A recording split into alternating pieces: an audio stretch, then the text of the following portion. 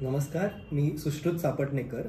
माझं वय 28 आणि काही महिन्यांपूर्वी एक छोट्याशा ॲक्सिडेंटमुळे माझा पाय फ्रॅक्चर झाला होता आणि त्यासाठी ऑर्थोपेडिक ट्रीटमेंट नंतर मी रिहॅब स्टेशन इथे फिजिओथेरपीसाठी आलो. सो ॲक्च्युली मला त्यानंतर इमिजिएटली लंडनला जायचं होतं.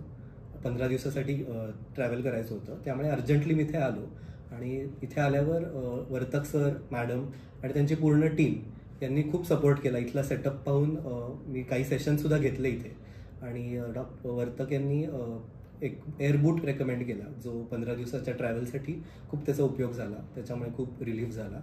आणि त्यानंतर इथे डॉक्टर श्रिया होत्या, डॉक्टर तन्मयी यांनी आल्यावर सुद्धा खूप सपोर्ट झाला. त्यांच्यामुळे फिजिओथेरपी त्यांनी जी दिली, त्यांनी जे सजेशन्स आणि रेकमेंडेशन्स दिले, त्यामुळे माझी रिकव्हरी लवकर झाली असं मला वाटतं. आणि आत्ता म्हणजे मी जेव्हा इथे आलो तेव्हा मला वॉकरचा सपोर्ट लागत होता. मी चालू शकत नव्हतो, पण आता कम्प्लिटली मी चालू शकतोय. ऑलमोस्ट रिकवर झालं आहे आणि पेन किंवा असं काहीच आता नाही आहे. त्यामुळे डेफिनेटली मी रिहॅब स्टेशन रेकमेंड करीन सगळ्यांना.